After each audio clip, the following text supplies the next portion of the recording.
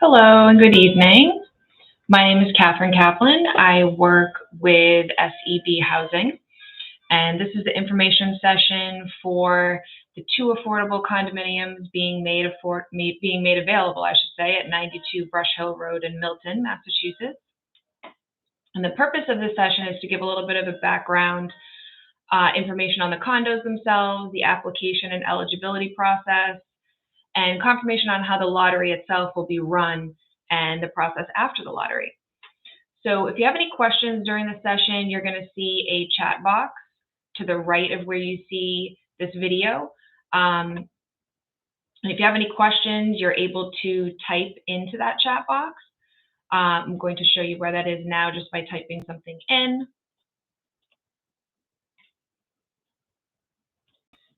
So you should see that there. And we also have a conference call that is running concurrently to this information session.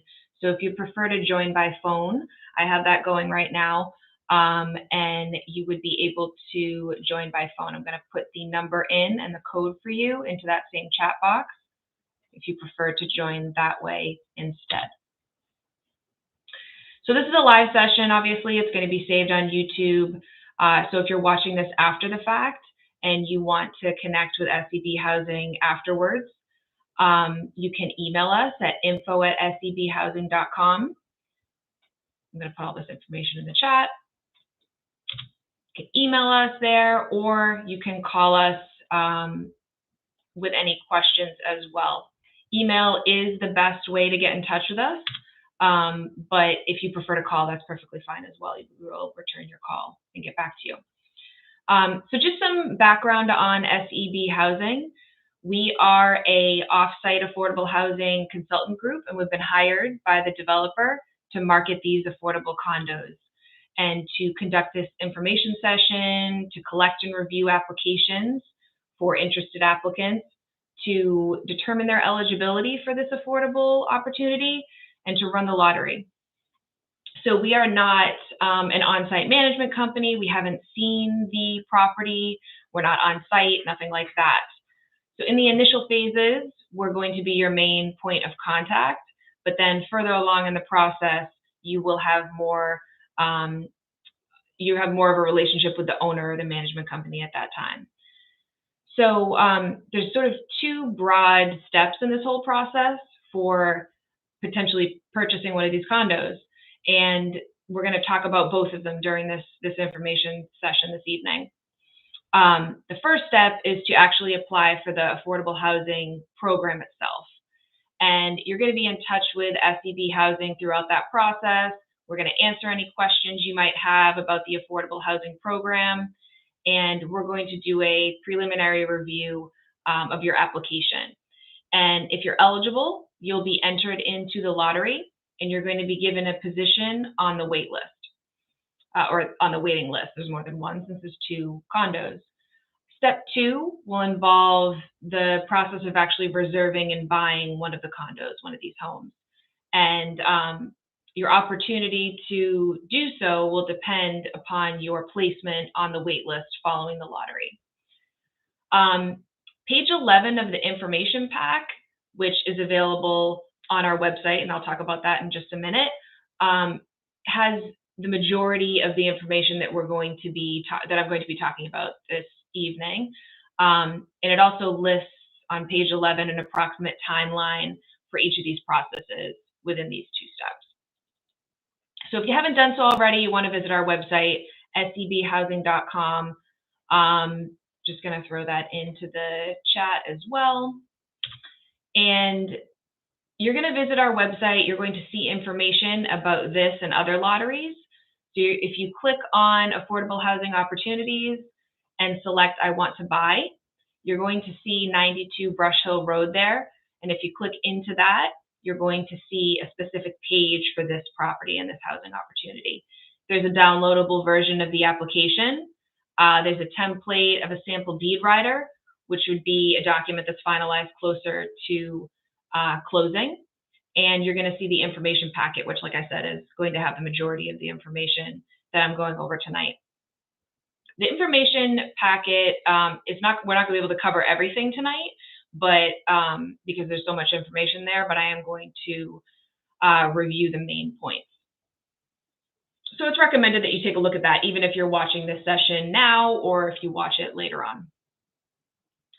So if you choose that if you decide that you're interested in this, in these condos and you want to apply, you will need to complete the affordable unit application.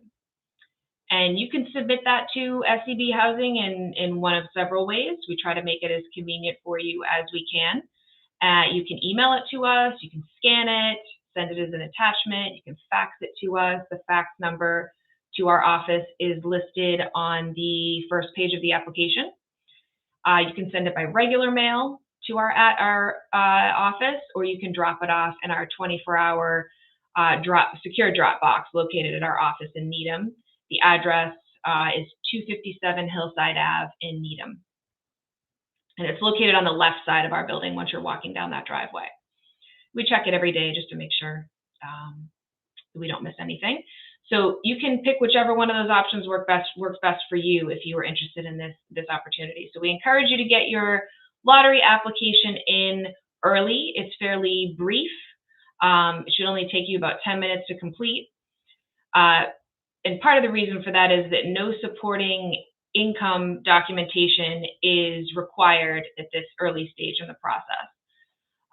You do need to submit a mortgage pre-approval with your application, and we're going to cover that more in depth during this presentation as well, and that's all written out on the application for you, so you wouldn't miss it.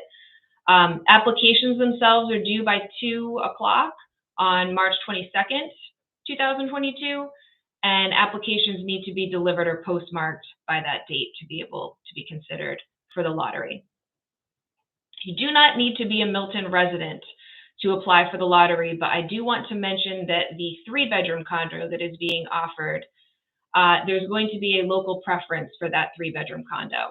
And we're going to discuss what that means later on. It doesn't mean that if you don't live in Milton, you can't apply for it, but we'll talk more about what that means. So a little bit more background on the affordable condos themselves.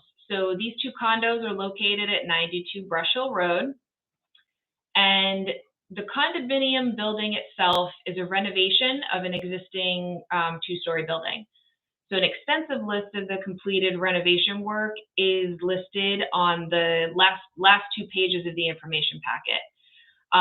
So I'm not going to read them all for you right now, but if you're interested in everything that has been done, you can go ahead and take a look at that. Some of the renovations include new insulation, refinished hardwood flooring throughout much of the 2 units, new kitchen countertops, cabinetry, appliances, updated bathrooms, interior as well as exterior paint. Lots of different things have been done. The developer is also going to be holding an open house after the lottery, so you may want to attend that to see some of the work that's been done for yourself.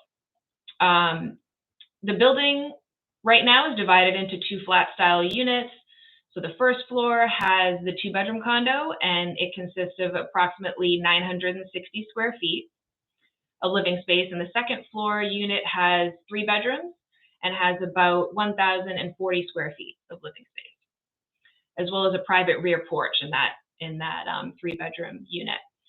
So both units have an updated kitchen, a dedicated storage space in the basement, an exclusive use of half of the garage interior, and an exterior parking space directly behind the garage. So each of the units will have several parking spaces, or at least 2. The building also has a brand new roof. The condominiums are conveniently located a half-mile from the Mattapan MBTA Red Line station, and it's also in close proximity to Blue Hills Reservation and the Neponset River. I know that as well. The condo fees for the first floor 2-bedroom unit are $215 per month, and the condo fees for the second floor 3-bedroom unit are $243 per month. And those fees cover the cost of master insurance, landscaping and snow removal, as well as general property maintenance. And if you were to be moving forward in the process of purchasing one of these condos, you would be provided with a full list precisely what is covered in those condo fees.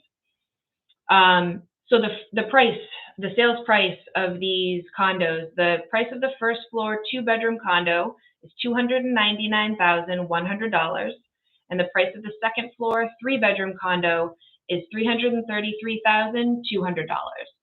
So as you can see, these are priced significantly below what the market rent homes and condos in the area are selling for. So it's an attractive opportunity. I want to note that you can apply for either the 2-bedroom or 3-bedroom condo, or you can apply for both if you're interested in both of them. There's really no downside to applying to both. If you're eligible for both, then you'll be on both wait lists. So go ahead and think about that. So since the condos are going to be sold at affordable prices, they're only being made available to households with incomes at or below 80% of the area median income. So that's referred to as AMI. And AMIs are amounts that the Department of Housing and Urban Development, so HUD, releases each spring. Milton falls within the Boston metro area. So since these are affordable condos, they're also going to have what's called a deed rider filed along with the deed at the time of purchase. And this is going to ensure that the 2 condos, the homes, are made affordable in the future, even if the first owner eventually decides to sell the property. So a little bit about what a deed rider could entail. It basically limits the amount for which you'd eventually be able to resell the property. So this opportunity might not be for you if you're looking to buy a house and then flip it, sell it for profit in a year or 2. It doesn't mean you won't be able to sell the property eventually for a profit, but it is going to need to be resold to another affordable buyer. So you may have some return on investment, but you shouldn't expect to have the same type of appreciation that a market rate home might sometimes see. There's a formula for resale, for the resale price of affordable properties, and there's an example in the info pack as well. And the formula is also based on the area median income. The condo also needs to be your primary residence. So generally, it wouldn't be able to be rented out as an investment property or an Airbnb or anything like that. You would also need to ask for the state's approval, the Department of Housing and Community Development's approval, if you were looking to make capital improvements in the future on the property. So a new roof was just put on this property, but in the future, if you needed to do any kind of improvements like that, you would need to have approval. Since much of the condo has already been renovated recently, these types of things might not come into play for quite a few years, but something to still think about as this condo or either of these condos will have a deed rider attached to the deed itself. So I mentioned that a mortgage pre-approval is required to be submitted along with your lottery application. And we suggest that after you review the information packet, you really just take page 10, maybe just rip it out, bring it with you to show to the mortgage lender that you choose. You want to be sure that the mortgage product that the lender is offering to you is going to meet the standards that are required for the program. And you can also bring them a copy of the deed rider example template that is on the website listing for this opportunity. And the information there, the reason that we suggest this is because the information listed in the deed rider can sometimes be problematic for lenders. Certain loans will not accept all the terms of the deed rider. For example, the loan must have a fixed interest rate throughout the term of the mortgage, so it cannot be an FHA or a VA loan, because those types of loans don't allow the deed restriction. So you can select any lender or bank that you would like, but we strongly recommend that you choose someone who has experience in affordable housing with all the nuances that go along with it. A link is included as well on page 10 of the info pack that's going to direct you to Massachusetts Housing Partnership's website. And their site is a great resource for you to find lenders who are familiar with affordable housing. But like we said, you can choose anyone that you would like. The mortgage pre-approval standards state that you must make a down payment of at least 3% of the purchase price, half of which, so 1.5%, must come from your own funds. So your loan or mortgage amount can be for up to 97% of the purchase price. So the eligibility requirements and criteria for actually being eligible for the affordable housing program. On page 4 of the information pack, there are 4 eligibility requirements.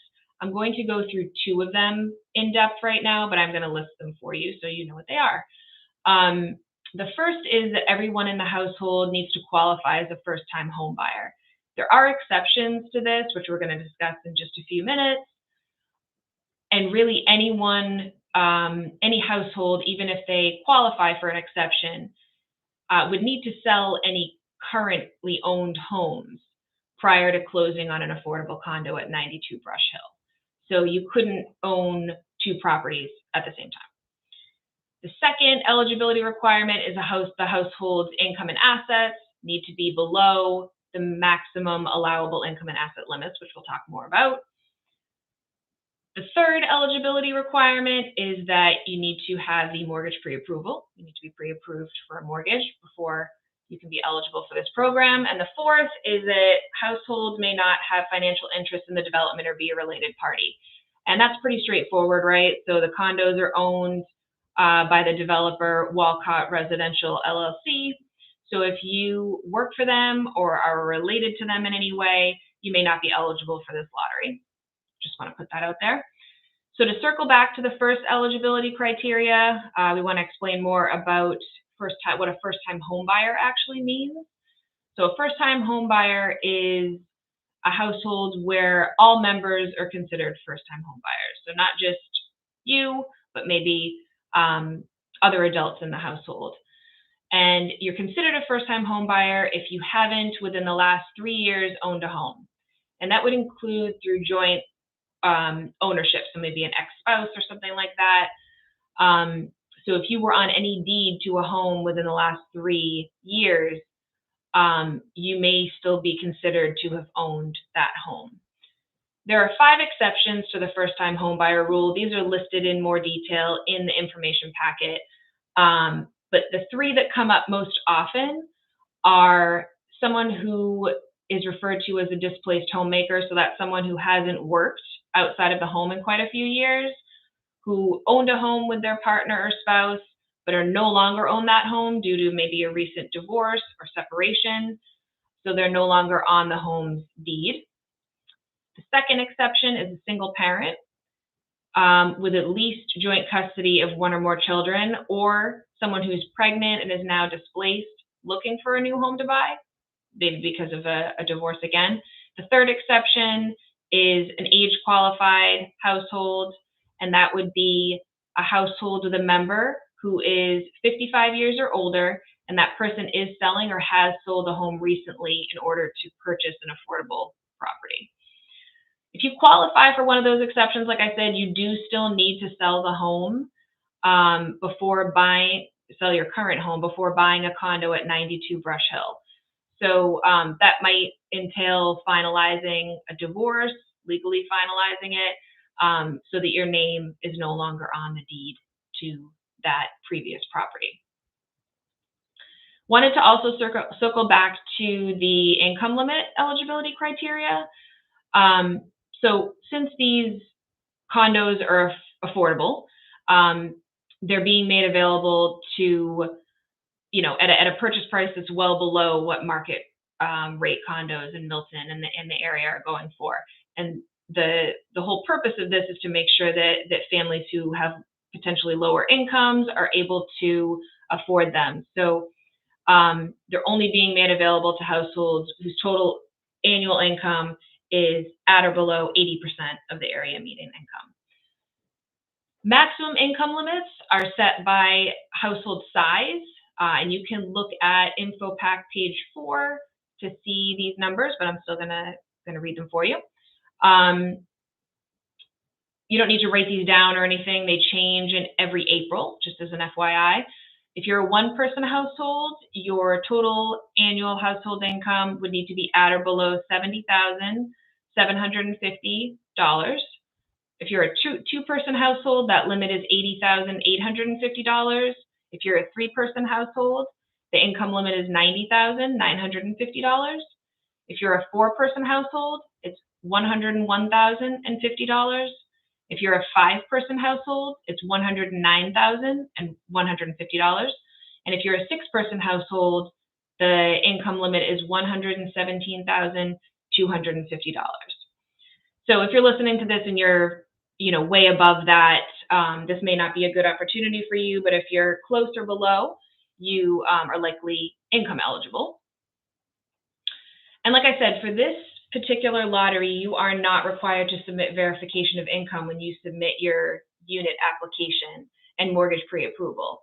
Applicants are going to be provided a documentation requirements guide once they're found eligible for the lottery. So the guide is meant as a tool for you to know exactly what types of documentation are going to be needed from you after the lottery, should you be one of the households to be called forward and to move forward in this process, depending on your wait list status.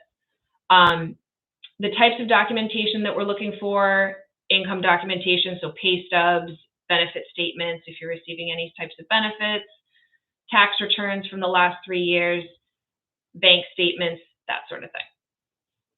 You're going to want to read that guide very carefully, because if after the lottery you're invited to move forward, you're only going to have about 7 to 10 days to get all of that documentation into us so that we can determine whether or not you're eligible. And so although you don't need to submit this income information and verification now, I just want to give a quick overview, a basic overview on how your income will be calculated if and when the time comes. So income for this program is counted as a projection of your total income over the next 12 months, and that's for all household members. So if you have 5 people in the household, we're going to need verification, and we're going to be calculating income for everyone. And really all income for household members is included, and that would include, bonuses, overtime, things that maybe you can't depend on necessarily every paycheck, but we do need to consider them as income. The only exceptions to this are if you have any minors in the household, people that are under 18 who are working and earning a wage, we're not going to count that wage income towards your annual income. And for dependent full-time students who are working, we're only going to count the first $480 of wages when determining eligibility. Everything else would be counted. And we also have to count your gross income. So not net, this is before taxes. So even though you're not taking home the full amount of your salary, necessarily the gross income does have to be counted according to this program. And so how we calculate income is really not one size fits all. Everyone's income circumstances are unique. So while some applicants have a very steady weekly salary, they know exactly what they're going to make consistently throughout the year. Others, other applicants are going to be self-employed and working seasonally and that sort of a thing. So in those circumstances, we might need to look further back than 5 or so pay stubs to project anticipated income for the next 12 months. A note specifically for those of you who might be self-employed. So you will need to complete a profit and loss statement and provide supporting documentation for your income. Your business expenses are taken into account, so that's really the only exception for us counting gross income. If you're self-employed, we can take expenses into account. But anyone who's not self-employed, it is always the gross income that we're going to be counting. And so in general, any income you have been making, we're going to assume that you will continue to make it going forward, unless we have some sort of definitive documentation stating that you're not going to be earning that income source going forward. So maybe you have a new job offer, so we can, we have confirmation that you have left maybe the job that you had previously reported. If you have a written letter from your employer, maybe that's stating that you are no longer going to have bonuses or overtime for the coming year, that might be something we could look into as well. None of these letters are, an absolute guarantee that we're going to not count that income going forward, but those are the types of pieces of verification that we might be looking at in order to make that determination as to what types of income we do need to count for your household. In general, we're not permitted to accept statements from applicants, though. So if you say, I lost my job yesterday, we do need written documentation of that. So an example of this might be, we have documentation, everything we have for you is showing that you make $80,000 a year, but you are telling us now that you're now starting to work far less hours than you had been in the past, and you're only going to be making $50,000 in the coming year. So we'd still need to count the $80,000 as your projected income, unless we have other information, other written information to consider, and then potentially, after looking at all those factors, we might be able to make adjustments. So on the application itself, there's a grid in the application that mentions all of the income types that you're going to want to make sure that you have verified.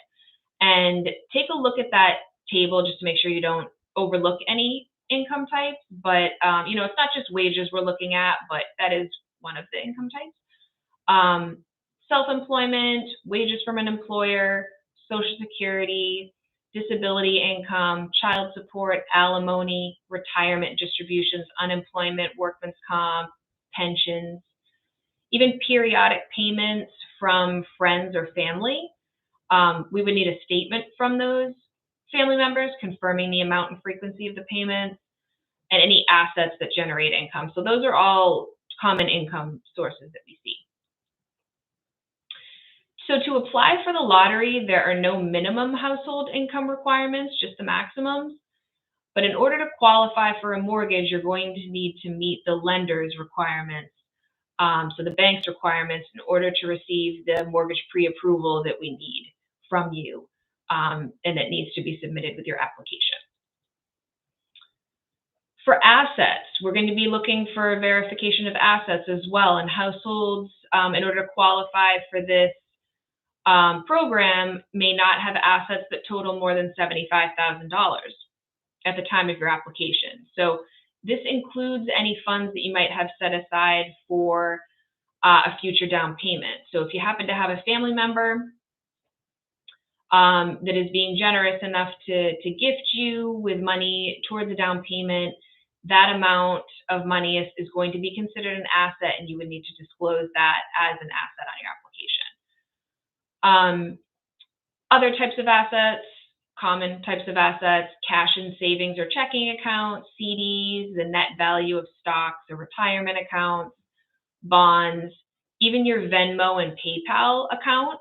That's not something that everyone thinks of as an asset, but it is money that is in your name in an account, and it is something that we would be required to get statements for. So just a heads up on that.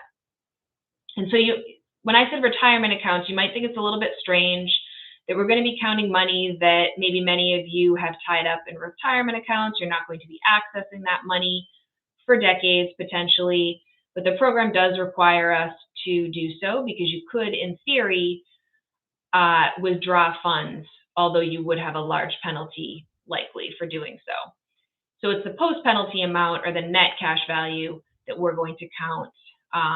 So if you have a retirement account, we would need to get a letter from the financial institution listing what that post-penalty amount would be. And like I said, if you have income or interest that's generated by your assets, we would need to count that as income as well. We do not need documents regarding personal assets, so cars, art, jewelry, that type of thing. All right, so the lottery itself, as mentioned earlier, so if you're interested in this opportunity, you're going to want to get your application in as soon as you can, get the process started. We're going to review your application and contact you if there's any missing information or anything that appears incorrect. So you'll have a chance to correct it and send it back to us. It's not kind of, you submit your application and then it's either right or it's not. We're going to give you that courtesy, obviously. And so if you're found eligible for the lottery, you're going to be sent a lottery application number in the form of A dot and then 3 or 4 numbers. That number is going to be what is actually drawn in the lottery. We're not going to draw your name. We want it to be an anonymous identifier. That's why it's in that form. And it's not a ranking of any sort. That number is just, you know, the number of, you know, if you sent in your application first, you would be A.001. It doesn't mean you were drawn first in the lottery because the lottery hasn't occurred yet. So on your application, you will have identified whether or not you are a type 1, type 2, or type 3 household. Type 1 and type 2 households can apply for the 3-bedroom condo, but type 3 households will have priority. And this means that all type 3 households will be ahead of type 1 and type 2 households for that 3-bedroom condo. And so similarly, type 1 households can apply for a 2-bedroom condo, but type 2 and type 3 households are going to have priority on that wait list. So there are additional details on household composition and household types in the info pack on page 8. But some of the examples, again, if you're a type 1 household, you might be a single individual or a couple who shares a bedroom. That would be a type 1 household. A type 2 household can be 2 parents who share a bedroom and then 1 or more children, just to give you an idea of what that actually means. So household type is going to be the main factor in determining your placement on the wait list. And like I said, you could be on more than one wait list if you decide that you want to apply for both the 2-bedroom condo and the 3-bedroom condo. So I mentioned earlier as well that there's a local preference for the 3-bedroom condo. And what this means is if you or a member of your household is a current resident of Milton, you work in Milton, or you have a household member enrolled in Milton Public Schools, you may qualify for local preference. And page 3 of the application is going to ask whether your family qualifies for this preference. You want to be very careful with answering that question because you want to make sure that your response is accurate, since following the lottery, we're going to need verification from you on the local preference. So if you mistakenly identified yourself as having local preference because you wrote down that you are a Milton resident, we're going to be looking for verification of that. And if you aren't able to verify that that is the case following the lottery, your application would get dropped to the bottom of the waiting list. So you don't want to have yourself in that situation. So just make sure that you understand the question. If you have any questions, let us know, and that you're filling that out correctly. So household size is still going to take priority over local preference. And what that means is, for example, if you're a type 3 household and you do not qualify for local preference, you're still going to have priority for the 3-bedroom condo over any over any type 2 household who does qualify for local preference. And so just to be clear, if you're interested in applying for the 3-bedroom condo, and you do not need to qualify for local preference, you shouldn't be discouraged from applying. You still are encouraged to apply for the 3-bedroom condo if you're interested. But you just want to be aware that if you don't qualify for local preference, other households that are the same type or size as yours are going to be ranked higher on the wait list if they have local preference. So again, the lottery application deadline is March 22nd, 2022 at 2 p.m. You want to get your applications in by that time, and you want to submit it in one of the 4 or 5 ways that I mentioned. The lottery itself will be held virtually in this same format via YouTube on April 11th, 2022 at 6 p.m. We're going to create the waiting list shortly after the lottery, and the top households will be invited by SEB Housing to move forward to reserve the unit, and then hopefully get a mortgage and buy the property. During the lottery session itself in April, numbers are going to be drawn, the numbers that we talked about, A dot, you'll all have a number if you have been found eligible for the lottery, are going to be drawn from a box. They're going to be held up to the screen so you can see who was drawn and recorded into a database and also recorded on this session. Every lottery number is going to be drawn and picked. This isn't the type of lottery where there's one winner and then we stop the lottery there. The lottery is basically held to establish the wait list for these two condos. So they create an order of priority for the next steps in this home buying process. So if you're watching on the night of the lottery, it's sometimes hard to tell what your placement actually means since the waiting lists haven't been sorted yet. And, if you're a type 1, type 2, type 3 household, your number is being called. And, those household types are all mixed in together as we're drawing the numbers. So after we sort the results and send you the wait list by email or mail if you don't have an email address, it's going to become a lot more clear where you fall on the wait list. So for example, if a type 1 household is drawn first in the lottery, that household is still going to be behind all type 2 and type 3 households on the wait list because we're looking at those type 2 and type 3 households having priority for 2 and 3 bedroom condos. Also, households who were entered into the lottery might be found ineligible by the leasing office or might ultimately decide not to rent the unit. So if your number is drawn later in the lottery, so maybe you're 9th or 10th in the lottery, you shouldn't lose hope on being able to purchase one of these units. You could definitely still have the potential or the opportunity to move forward in the process because households do sometimes drop off. So following the lottery, we're going to do our best to send these wait lists to you right away by the next morning at the latest.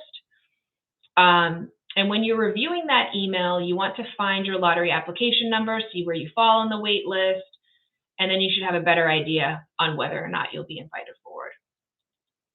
If you're one of the top households on either of these wait lists, SEB is going to send you an invite to move forward in the process. And this is when you'll be asked to provide all of the income, tax, asset documentation that we mentioned. And we'll confirm whether or not you're eligible. Income-based eligibility will be, solidified at that point. So, and hopefully by the time you're called after the lottery is held, you are have been working to gather the information that was in the documents verification guide. Because you will only have about a week to get that information into us. It's also important to note that, so although there is only 1 2-bedroom and 1 3-bedroom condo, we're likely going to be inviting several households from each wait list to move forward. And the reason for that is because we know from experience that households may not be eligible once they've already submitted all the documentation.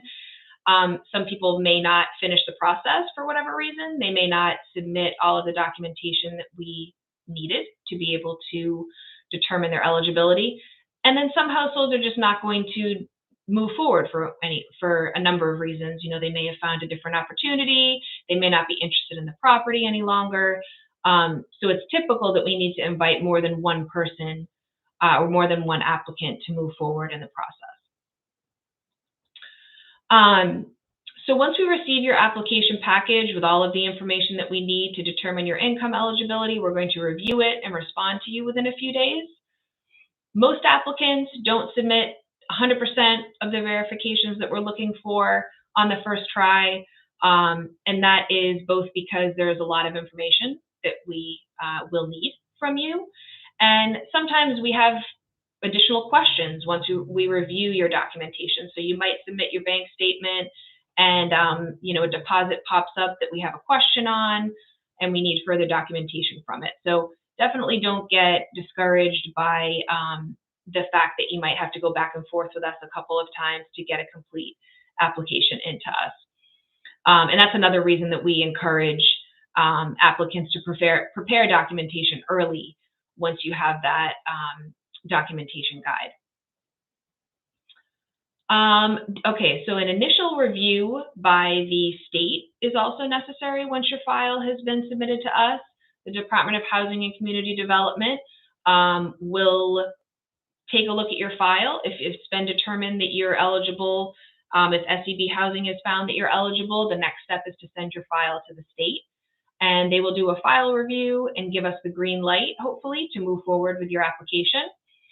And once DHCD has approved your application, the process really becomes very similar to if you were buying a market rate home.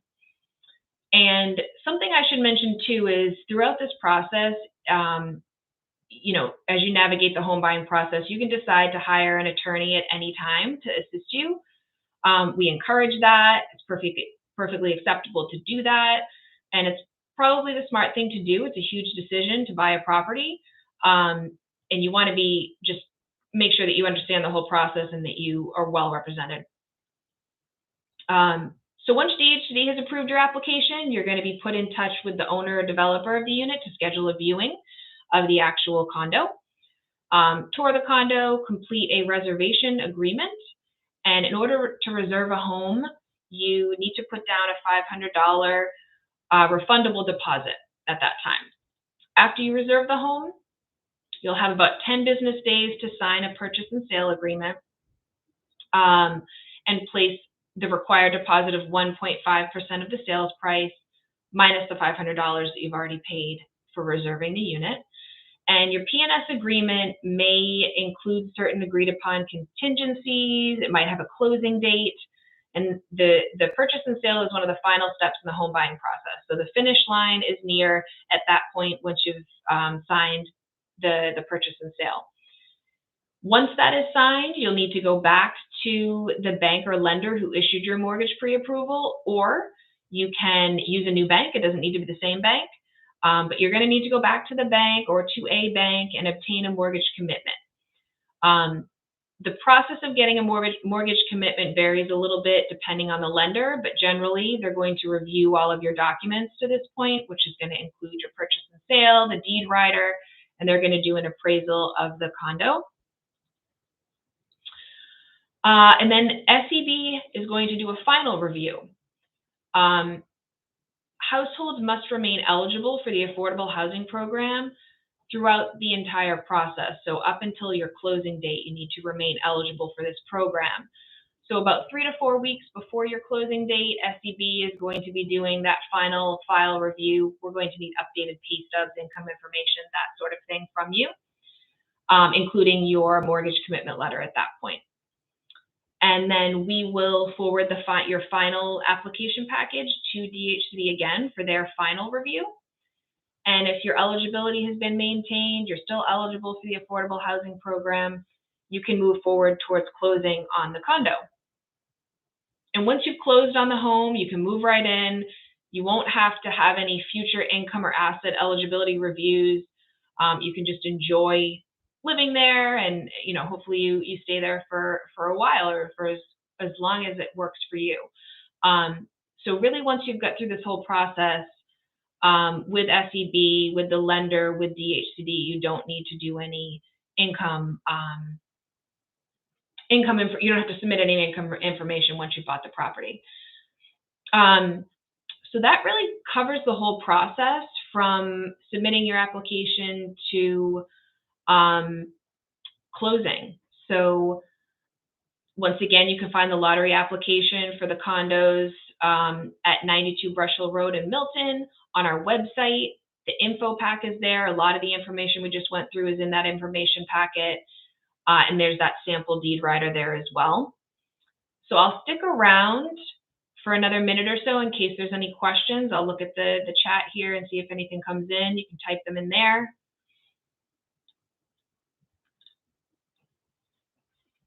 also have our email address if anything comes up after the fact. If you want to contact us at info@sebhousing.com if anything comes up, if you're watching this at a later time.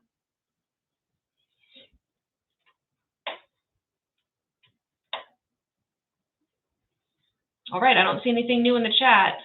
So have a great night, and good luck in the lottery. If any questions come up later on, info@sebhousing.com is the best way to get in touch with us. Have a good night.